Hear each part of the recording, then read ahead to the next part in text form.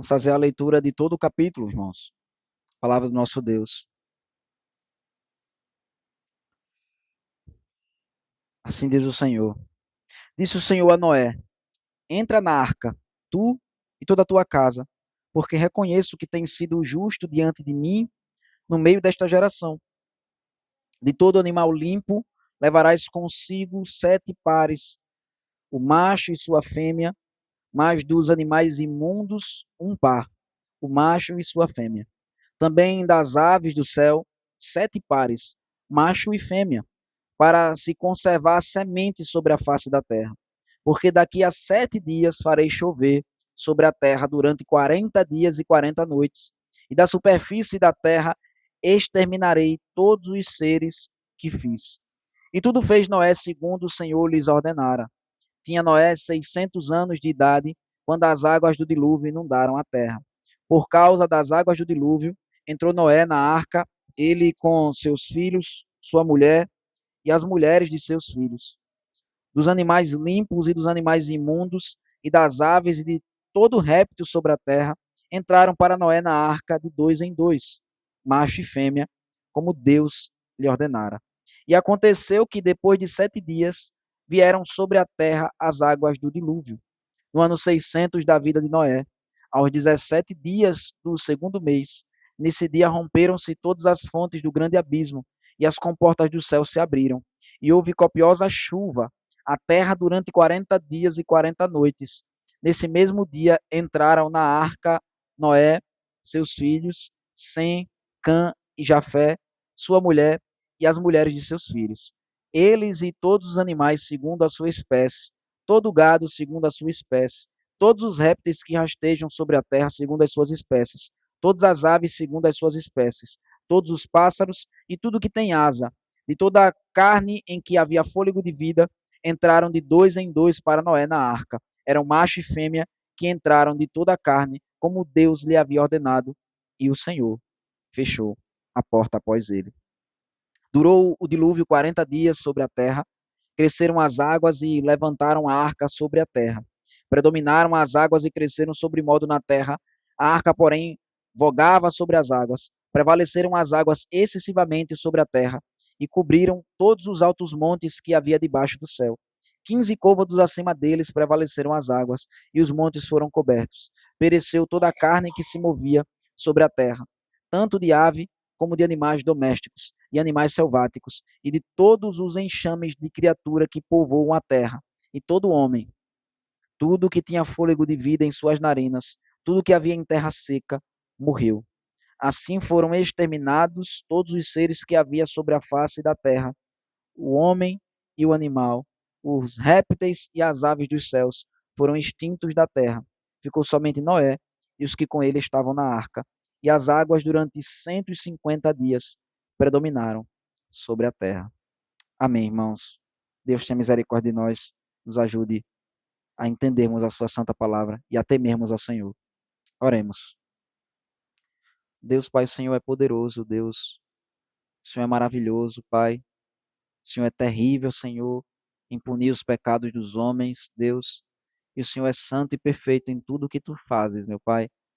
Faz-nos enxergar a tua glória, Pai, em tudo que o Senhor opera, meu Deus, e amarmos ao Senhor, meu Pai, sabendo que o Senhor é o nosso Deus e podemos confiar em ti, Pai, e que o nosso coração, meu Deus, possa se manter firme e persevere no Senhor, Pai. Tem misericórdia de nós. Em nome do teu Filho amado Jesus que nós oramos. Amém. Irmãos, nós vimos uma doutrina sendo explicada, na verdade, toda a Bíblia pode ser resumida nisso, desde que nós enxergamos a forma que Deus expulsou o homem do jardim do Éden. Se a gente puder definir uma forma que Deus se revela, ou que Deus salva o seu povo, durante toda a Bíblia, é salvação em meio ao juízo. Veja que isso aconteceu lá no jardim, quando Deus, no momento em que ele ia exercer o juízo, no momento em que ele ia dizer que o homem deveria ser castigado e a punição que ele sofreria por conta do seu pecado, foi o mesmo momento também em que Deus prometeu que ia enviar o seu filho como Senhor e Salvador daquelas pessoas, daqueles homens que pecaram contra o Senhor. Existiria o juízo de Deus, o homem ia morrer e os homens iam perecer nos seus pecados, mas para aqueles que crescem no Senhor, haveria salvação para eles. Vejam que também é isso que nós vemos no restante da Escritura. A gente vê, por exemplo, quando o povo de Deus ele vai ser salvo do Egito.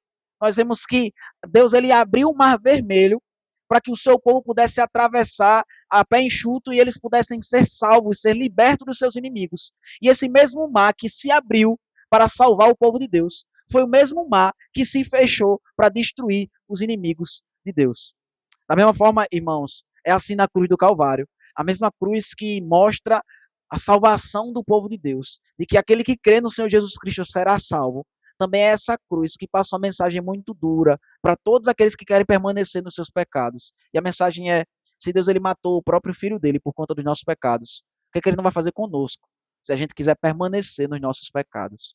Então, a mensagem da Bíblia, irmãos, é que Deus nos salva e ele nos salva em meio ao juízo. Vejam que aqui não é diferente. Esse capítulo 7 do livro de Gênesis, ele vem falar justamente a respeito da salvação de Noé e de sua família em meio ao juízo que Deus vai trazer sobre toda a terra. Se a gente pudesse situar melhor aqui, a gente viu no capítulo 6, irmãos, Deus ele dando o diagnóstico, Deus ele dando a condenação, Deus ele estabelecendo o seu juízo, ele prometendo o juízo que ele estabeleceria sobre a raça humana por conta do pecado dos homens. Nós vimos o pecado humano e a forma que Deus reage a esse pecado, que é condenando o pecado. No capítulo 7, então, irmãos, nós vemos que Noé, que foi aquele que achou graça diante do Senhor, ele vai ser salvo e os inimigos de Deus vão ser condenados. E no capítulo 8, então, irmãos, nós veremos Deus refazendo o mundo e restabelecendo no capítulo 9 a sua aliança com o ser humano através de Noé. Veja, então, no capítulo 7 que nós estamos meditando, a gente vê justamente o momento, talvez o principal, o momento mais esperado, então, dessa história de Noé. O momento mais importante, que é justamente quando Deus ele cumpre aquilo que ele tinha estabelecido no capítulo anterior. E veja então, irmãos, que esse texto começa de um modo muito maravilhoso para nós. A Bíblia fala que o Senhor disse a Noé: entra na arca, tu e toda a tua casa, porque reconheço que tem sido justo diante de mim no meio desta geração. Veja, irmãos, que essas palavras que Deus ele direciona a Noé são muito parecidas com as palavras que no Evangelho de Mateus vai dizer que Deus dirá a nós também: servo bom e fiel, entra no gozo do teu Senhor. Veja, irmãos, que Noé ele está sendo recompensado aqui por uma vida de fé que ele viveu para a glória de Deus. Veja que, irmãos, Noé ele passou 120 anos pregando o evangelho e construindo essa arca. E essa arca, irmãos, que Noé ele construiu é algo extraordinário se a gente puder parar para pensar. Na verdade, fazem poucas décadas que os homens eles conseguiram construir uma embarcação maior do que a Arca de Noé. A Arca de Noé, que foi construída há milhares de anos atrás, ela passou quase que o tempo todo da existência humana sendo a maior embarcação. E Noé foi quem construiu essa arca. É possível, irmãos, que ele tivesse contratado durante esse tempo homens ímpios para ajudar a construir a arca. Mas veja que Noé, ele passou 120 anos da sua vida dedicando à construção daquilo que Deus ordenou. Como nós já falamos, Deus ele apenas apareceu uma vez para Noé, irmãos. A Bíblia não fala que Deus ia aparecendo semanalmente para ele para acompanhar a construção. Mas Noé ele perseverou pela fé naquela palavra que Deus tinha dito para ele, naquela promessa que Deus deu para ele de salvação. Ele se agarrou. Imagina, irmão, a vida cristã ela é muito cansativa. E, de fato, em muitos momentos nós sentimos vontade de desistir. Mas nós só pensamos dessa forma porque nós não enxergamos pela fé aquilo que Deus nos diz na sua palavra. Porque, veja, se de fato nós podemos viver para a glória de Deus ou podemos não viver para a glória de Deus, se viver para a glória de Deus, irmãos, é assim como o mundo fala, um caminho que nós podemos seguir, mas que existem outras formas de vivermos nesse mundo. Então, talvez nós tivéssemos motivos para, muitas vezes, em momentos de desânimo, nós abandonarmos a nossa fé. Mas quando nós olhamos para a palavra de Deus, irmãos, e como eu disse, a história de Noé, ela serve como um parâmetro, como um exemplo maior, para que eu e você a gente possa enxergar o que é a vida, e o que é a vida cristã, mais especificamente. Veja, não havia outro caminho, não havia outra opção, A opção, se Noé quisesse desistir de fazer a arca que Deus ordenou que ele fizesse, era de perecer junto com toda a raça humana. Não existia uma outra opção de vida, não existia um outro Deus que ele pudesse buscar para salvá-lo de um modo mais fácil, de um modo mais light. E, infelizmente, é o que nós muitas vezes temos buscado. Nós queríamos que a religião cristã ela não fosse tão difícil assim de ser vivida. Nós queríamos que não tivessem tantos mandamentos assim que precisassem ser obedecidos. Mas, de fato, irmãos, só existe um único e verdadeiro Deus. E ou nós buscamos a Ele, nós dedicamos a nossa vida em viver pela fé nas palavras que o Senhor estabeleceu na sua palavra, ou não há esperança para nós. Não há um outro Deus, irmãos. Não há uma outra forma de vivermos o Evangelho, a não ser pela fé no Senhor Jesus Cristo, e uma fé que é vivida de modo em obediência à sua palavra, como demonstração de que essa fé é viva e verdadeira. Irmãos, veja que palavras gloriosas. Imagina o conforto que Noé não sentiu nesse momento, quando depois de 120 anos, depois que ele já tinha passado mais de um século na construção dessa arca, então ele escuta essas palavras gloriosas da parte de Deus. Reconheço que tem sido justo diante de mim no meio desta geração. Entra na arca. Vejam, irmãos, que palavras maravilhosas. Olhando para essas palavras que Noé ouviu, irmãos, e na expectativa de ouvirmos algo parecido da parte de Deus, é que nós devemos perseverar. É que nós temos motivação, irmãos, para nunca desistirmos, para não nos cansarmos de dizer não ao pecado. Como nós já meditamos em Hebreus capítulo 12, a palavra de Deus nos diz que nós devemos viver a nossa fé olhando para o autor e consumador dela, Jesus Cristo, para que nós não nos fatiguemos, para que nós não percamos a esperança ou as forças, para que nós não desistamos dessa caminhada. Irmão, se nós olharmos para Cristo, se nós olharmos para esse mundo com os olhos da fé, se nós, assim como o pai de Noé, Lameque, olharmos para esse mundo como um local de fadiga, irmãos, e que por mais que seja maravilhoso, porque Deus criou esse mundo, mas ele tem sido destruído e corrompido pelo pecado humano. Nós olharmos com tristeza para esse mundo, irmãos, e não com cobiça, nós iremos perseverar, assim como Noé perseverou. Nós vamos olhar que Cristo, irmãos, é a única coisa que não é um vapor, que não é vaidade, a única coisa que nós podemos nos agarrar pela fé nesse mundo. E nós iremos poder perseverar então na fé em Cristo Jesus. Ele diz: eu reconheço que tem sido justo diante de mim. E óbvio, irmãos, nós já lemos como é que começa a história de Noé. Deus dizendo para ele, né, Deus dizendo para nós aqui que Noé achou graça diante de Deus. Veja, Deus então ele poderia aqui falar de uma outra forma. Deus ele poderia dizer aqui, né, Noé, você vai ser salvo porque eu te escolhi.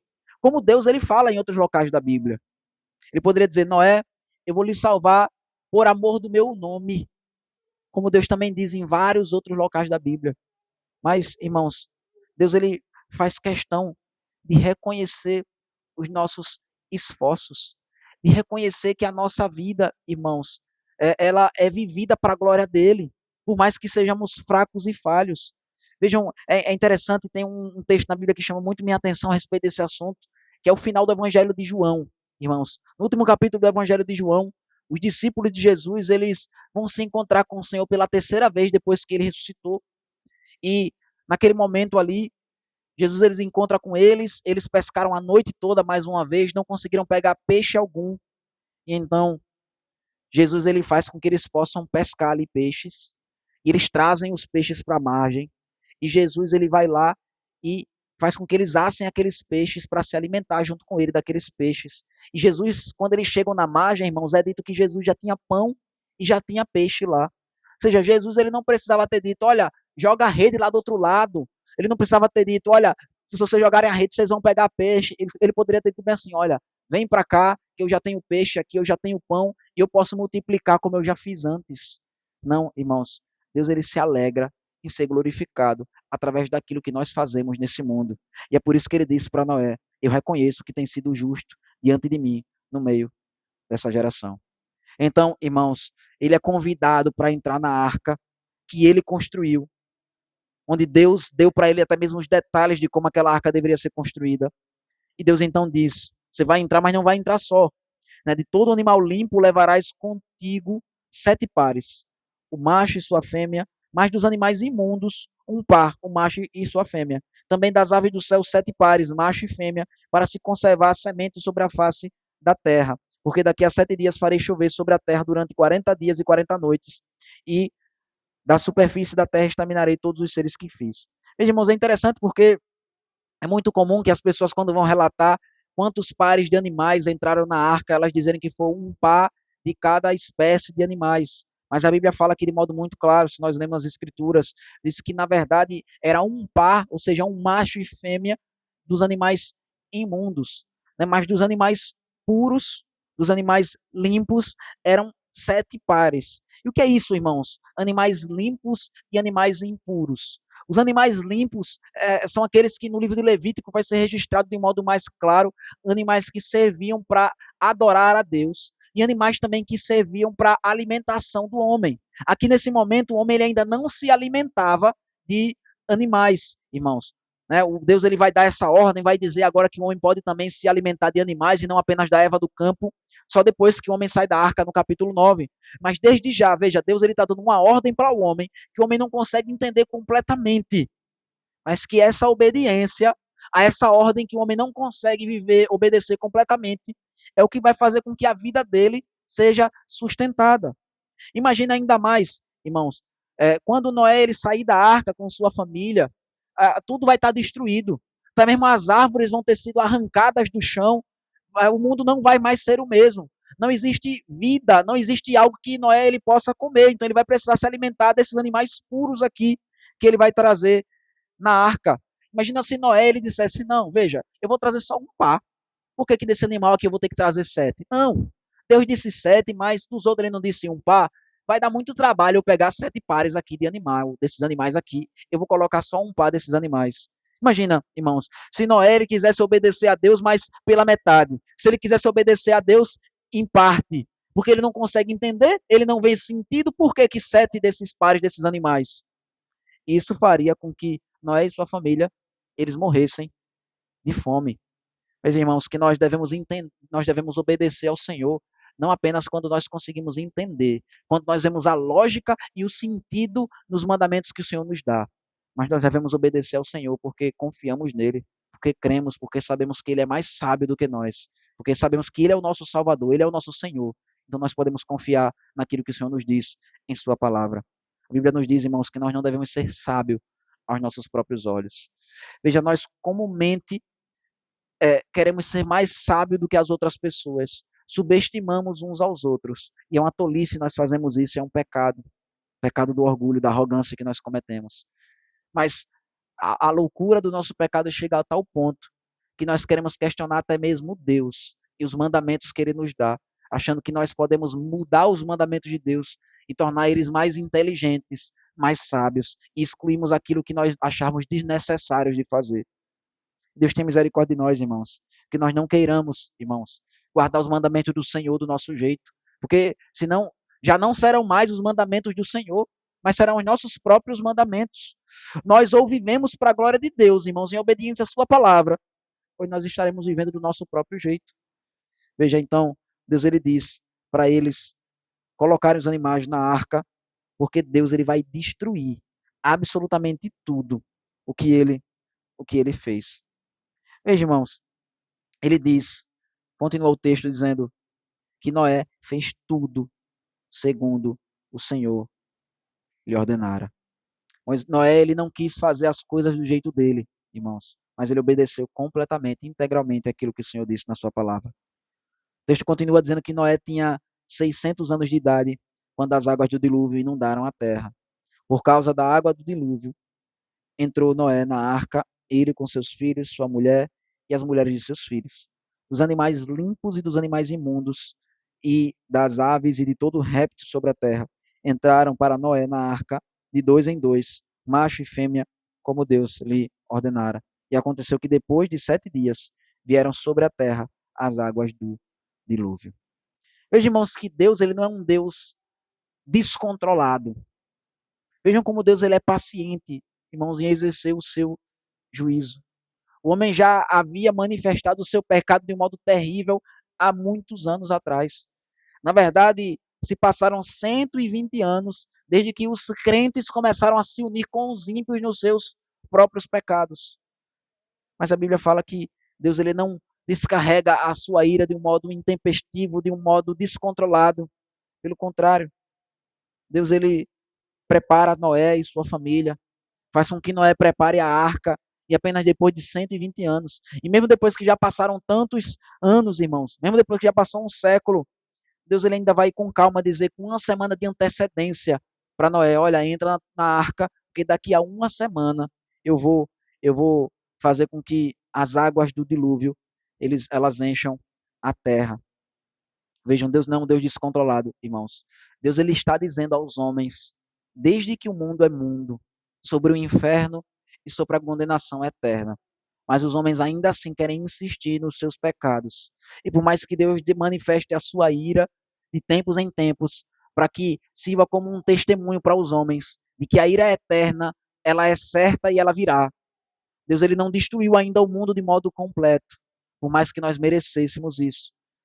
O texto continua então dizendo, irmão, no versículo 11: no ano 600 da vida de Noé, aos 17 dias do segundo mês, nesse dia, romperam-se todas as fontes do grande abismo, e as comportas do céu se abriram. Houve copiosa chuva sobre a terra durante 40 dias e 40 noites. Neste mesmo dia entraram na arca Noé, seus filhos, Sem, Cã e Jafé, sua mulher e as mulheres de seus filhos. Eles e todos os animais, segundo a sua espécie, todo o gado, segundo sua espécie, todos os répteis que rastejam sobre a terra, segundo as suas espécies, todas as aves, segundo as suas espécies, todos os pássaros e tudo o que tem asa, de toda a carne em que havia fôlego de vida, entraram de dois em dois para Noé na arca. Eram macho e fêmea os que entraram de toda a carne, como Deus lhe havia ordenado. E o Senhor fechou a porta após ele. Veja, irmãos, então, finalmente, o juízo de Deus é derramado sobre a terra. Vejam que o dilúvio, irmãos, é descrito aqui não como aquilo que nós geralmente imaginamos, né? Uma chuvinha que vai caindo e que demora para cair, mas pelo contrário, a Bíblia nos diz, irmãos, que romperam-se todas as fontes do grande abismo. Ou seja, nós temos visto já em Gênesis que quando Deus ele criou o mundo, ele criou apenas um continente. É dito que o Senhor disse, faça aparecer a porção seca. Então, só existia uma porção seca, só existia um continente quando Deus criou o mundo. Mas agora, no momento do dilúvio, irmãos, o dilúvio ele foi tão traumático para o próprio mundo, o próprio planeta que Deus criou, que as águas elas vinham da terra, irmãos, e racharam os continentes da forma que nós conhecemos hoje. Os continentes foram divididos justamente na ira que Deus demonstrou no dilúvio que ele derramou sobre esse mundo. Então imagina que a água ela vem do chão, então subiam, ela arrebentava o chão, subiam pedras. Tiveram pessoas certamente que não morreram afogadas, mas com a força dessa água que subia, ou até mesmo com as pedras que caíram sobre suas cabeças, as pessoas morreram. Mas não apenas águas que vinham do chão, irmãos, mas a Bíblia fala também que abriram-se as comportas do céu. Até então, chuva nunca foi relatada na palavra de Deus. Pelo contrário, é dito no Jardim do Éden que a forma que Deus usava para regar o jardim era que subia como se fosse um orvalho, subia da terra um vapor, e então a terra, as plantas, elas eram regadas. Mas agora a chuva ela cai copiosamente do céu, as comportas do céu se abriram. Nós vimos no capítulo 1 de Gênesis que quando Deus ele criou o mundo também, ele dividiu as águas acima do firmamento e as águas embaixo do firmamento. As águas embaixo do firmamento, sim, as águas aqui embaixo, na terra, os oceanos que Deus criou. Mas as águas acima do firmamento eram uma quantidade de água que Deus havia criado, justamente para derramar aqui nesse momento do dilúvio. Deus então derrama a sua ira sobre o homem que escolhe e decide viver uma vida completamente dedicada ao pecado. Veja, irmãos, e essa ira que Deus derramou sobre a face da terra, ela foi longa. Veja, Deus ele não tardou em exercer o seu juízo, mas quando ele exerceu o seu juízo, foram 40 dias e 40 noites que essas chuvas, que essas águas, elas encheram a terra. E a Bíblia diz então que Noé, sua família e todos os animais entraram na arca. E o texto termina, irmãos, com uma expressão muito interessante, porque o versículo 16 diz que o Senhor fechou a porta após eles. Veja, Deus, ele foi quem fechou a porta da arca. Isso aqui é glorioso, irmãos. Mais uma vez nós vemos essa dupla ação de Deus em tudo que ele faz. Veja que Deus ele fechou essa porta, irmãos, para que a água não entrasse lá dentro. Então esse fechar da porta que Deus fez foi para que Noé e sua família, os animais, eles não tivessem entrado ali na arca em vão, mas que para que eles pudessem efetivamente serem salvos, Deus ele precisou fechar a porta da arca. Por outro lado, irmãos, esse fechar da porta também significou condenação para todas as pessoas que ficaram do lado de fora. Elas não mais conseguiriam entrar. Houveram 120 anos, irmãos, do anúncio do juízo de Deus sobre a face da terra. Mas os homens, eles têm uma capacidade, irmãos, nós temos essa capacidade de sempre acharmos que podemos adiar mais um pouco. A gente sempre se planeja para daqui a algum tempo nós iremos mudar. Amanhã, ou depois, ou no ano que vem, nós iremos mudar, nós iremos melhorar, nós iremos abandonar o nosso pecado, nós iremos buscar o Senhor. Quando, na verdade, quanto mais tempo nós passamos no pecado, mais difícil se tornará para nós largarmos esse pecado. O pecado ele tem essa capacidade de nos fazer imaginar que nós estamos agarrados nele, de que nós estamos no controle e que em qualquer momento que nós quisermos, nós conseguimos soltá-lo e abandoná-lo e a nossa vida vai seguir. Mas sempre é o oposto, irmãos. Quando nós tentamos abandonar o nosso pecado, é que nós percebemos que ele já está tão agarrado em nós, que ele já nos domina, que é impossível para nós abandonarmos os nossos pecados. Veja, tantas pessoas que viram Noé construindo essa arca, tantas pessoas que certamente ouviram a pregação de Noé, porque a palavra de Deus nos diz, Pedro nos fala isso de modo muito claro na sua carta, que Noé ele foi o pregador da justiça, que Jesus Cristo, ele através de Noé anunciou o evangelho às pessoas dessa geração. Vejam, os homens iam ali trabalhar com Noé, talvez ajudá-lo a construir a arca, recebendo uma quantia para isso. E eles viam a convicção de Noé naquilo que ele estava fazendo, eles viram o tamanho daquela obra que ia sendo realizada. Imagina, irmãos, essa arca com 3 andares, grande do jeito que ela era. As pessoas conseguiriam ver ela de uma distância grande. E ainda assim, apesar daquele monumento ali que estava sendo construído, que manifestava o juízo de Deus sobre os homens, que manifestava que os homens precisam se arrepender dos seus pecados, precisam abandonar completamente essa vida segundo o seu próprio coração e obedecer ao Senhor e se render a Deus. Os homens sempre vão querer deixar para depois. Nós sempre iremos querer adiar e adiar e adiar uma vida de santidade. Veja, irmãos, nós queremos ser o ladrão na cruz, que no último momento vai se arrepender do seu pecado, que no último momento vai ter a chance de pedir perdão a Deus. Mas vejam, lembre-se que existia um outro ladrão na cruz que foi condenado. Veja que tantos outros, não apenas o ladrão na cruz que foi condenado, mas a história do homem é sempre essa: é esperar até o final da sua vida. E no final, ele não consegue, irmãos. A Bíblia fala que Esaú ele não achou local de arrependimento. Veja que o nosso coração tomado pelo pecado, imagina Saul, irmãos, que cada vez mais que o tempo passava em sua vida, em vez dele abandonar o pecado, ele se voltar ao Senhor, ele tentava corrigir o seu pecado com outros pecados, ele tentava fazer algo para corrigir os seus erros, e ele terminou a sua vida, irmãos, indo buscar uma feiticeira, uma necromante, uma mulher que consultava os mortos, e ele acabou a sua vida, literalmente, tirando a sua própria vida. Ele, irmãos, acabou a sua vida de um modo desesperador.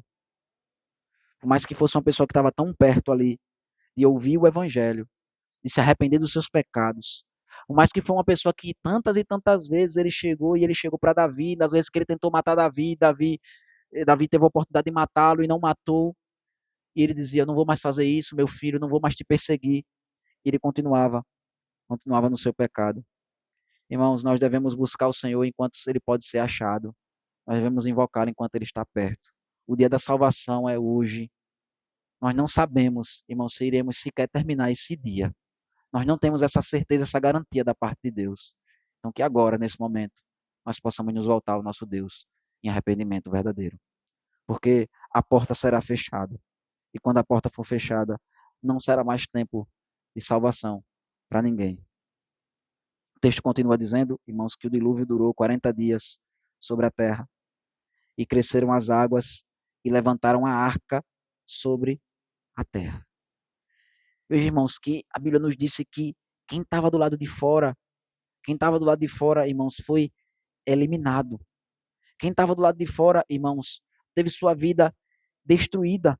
Veja no versículo 21, vai dizer, pereceu toda a carne que se movia sobre a terra. As águas predominaram, versículo 18, e cresceram sobre modo na terra. A arca, porém, vogava sobre as águas. Prevaleceram as águas excessivamente sobre a terra e cobriram todos os altos montes que haviam debaixo dela, debaixo do céu. Veja, irmãos, que coisa interessante, porque essa água, quanto mais a água caía, mais a arca estava a salvo. Quanto mais Deus ele derramava o seu juízo, irmãos, mais a arca ela ia sendo suspensa, irmãos, pelas águas. E quanto mais a água subia, mais a arca estava a salva dos montes. Ela não podia bater em absolutamente mais nada depois que Deus depois que Deus terminou de derramar toda a água. A Bíblia diz que 15 côvados acima deles prevaleceram as águas e os montes foram cobertos. Se eu não me engano, irmãos, eram 10 côvados, era necessário que a arca tivesse sobre as águas, sobre os montes, para que ela pudesse não correr o risco de bater em nada. Né? A arca, ela tem a parte, obviamente, que fica do lado de fora da água, mas existe a parte também que fica submersa na água. Então, 10 côvados acima do nível das montanhas seria suficiente para que a arca ela não batesse em nada. Mas Deus, mais do que isso, Deus fez com que 15 côvados acima deles prevalecessem. Veja que essa água, essas muitas águas, trouxeram segurança para o povo de Deus. As águas que, ao mesmo tempo, estavam destruindo a raça humana e fazendo perecer toda a carne que se movia sobre a terra, tanto de aves como de animais domésticos e animais selváticos, e todos os enxames de criatura que povoam sobre a terra. Tudo que tinha fôlego de vida em suas narinas, tudo que havia em terra seca, morreu. Veja, irmãos, o que diz o versículo 22. Assim foram exterminados todos os seres que haviam sobre a face da terra. O homem e o animal, e os répteis e as aves do céu foram extintas da terra. Ficou somente Noé, e os que com ele estavam na arca. Irmãos, o dilúvio foi o evento mais traumático que já aconteceu em relação ao mundo de modo geral. Como eu disse, foi o evento que fez com que os continentes se dividissem, mas não apenas isso. É muito comum, né, que os estudiosos hoje, o pessoal que trabalha com arqueologia e essas ciências aí, eles encontrem fósseis, né? Fósseis são encontrados em toda a parte da Terra. E o que é um fóssil, irmãos?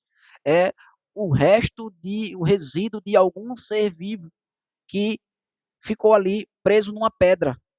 Só que, obviamente, irmãos, o normal é, se alguém morre, se um animal morre, se uma pessoa morre, se uma árvore ela morre, o que vai acontecer é que aquele ser vivo ele vai se decompor.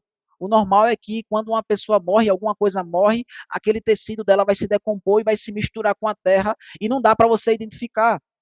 Na verdade, para que haja um fóssil, é necessário que haja uma tragédia, como foi exatamente o dilúvio. Os fósseis que nós conseguimos encontrar espalhados por toda a face da terra é justamente o resultado dessa ira de Deus que foi derramada sobre a face da terra. Ou seja, toda vez que o homem ele encontra um fóssil, é um lembrete que Deus está dando à raça humana de que a ira de Deus já caiu sobre essa terra. E esse Deus prometeu, irmãos, que ainda irá castigar todo homem que permanecer no seu pecado. Veja que para todo lado que nós olharmos, irmãos, nós vamos encontrar evidências do dilúvio. Como eu disse para vocês, o fato dos continentes estarem divididos é uma evidência do dilúvio. Os fósseis que nós encontramos na Terra são evidências do dilúvio. E como nós iremos ver no capítulo seguinte, vamos ver que quando o dilúvio estava terminando, depois que as águas tinham terminado de prevalecer sobre a terra, Noé ele vai começar a ver o topo dos montes. E o que é que estava acontecendo, irmãos? Os continentes eles se racharam, estavam se dividindo. E aí, então, quando os continentes estavam parando, esse freio que os continentes deram fez que as montanhas crescessem. Então, as montanhas no tempo de Noé não eram tão grandes, não eram tão altas quanto as montanhas que nós temos hoje. Então, esses montes que são conhecidos pelos homens como esses montes altos, o Monte Everest, o Monte Himalaia, esses montes gigantescos, eles não existiam antes do dilúvio. Eles também são evidências de que Deus derramou a sua ira sobre esse mundo, sobre a terra. Seja, toda parte, irmãos, nós podemos achar evidência da ira de Deus. Como em Romanos capítulo 1 fala, a ira de Deus se manifesta dos céus sobre os homens e pode ser vista, irmãos, por toda a terra. Perceba que Deus, ele fez dessa forma, irmãos, para que fosse certo, para que o homem pudesse ter certeza de que o juízo dele vai ser derramado mais uma vez. De que o homem ele deve se arrepender dos seus pecados. Que nós devemos levar Deus a sério, irmãos. Que Deus ele não está por brincadeira. Que Deus ele criou a raça humana, ele foi já capaz de destruir todos os homens e deixar apenas uma família viva. Será que agora, irmãos, em que ele já providenciou o seu filho, e através do seu filho, ele já salvou tantas pessoas, ele já salvou tantas pessoas de todos os povos espalhados pela face da terra. Será que ele não vai ser capaz de destruir os homens que continuarem nos seus pecados? Como eu disse, a salvação é em meio ao juízo. A cruz do Calvário, irmãos, ou vai ser o lugar onde o Filho de Deus foi julgado para que eu e você a gente pudesse ter a nossa salvação, e a gente pudesse ter a salvação, então, através do juízo que Jesus Cristo sofreu na cruz do Calvário, ou a cruz, ela vai ser uma evidência de que nós, assim como Cristo foi crucificado e a ira de Deus foi derramada sobre ele, nós também, que permanecemos nos nossos pecados, seremos castigados, como Cristo foi castigado na cruz do Calvário. Que Deus tenha misericórdia de nós, irmãos, que nós possamos viver uma vida de fé, que nós possamos nos arrepender dos nossos pecados, que nós não brinquemos de ser cristãos, que nós não vivamos uma vida cristã de qualquer forma, mas que nossos corações se voltem ao Senhor, para que nós possamos viver uma vida que no final dela nós possamos ouvir: servo bom e fiel, entra no gozo do teu Senhor. Amém, irmãos? Que Deus nos abençoe. Vamos cantar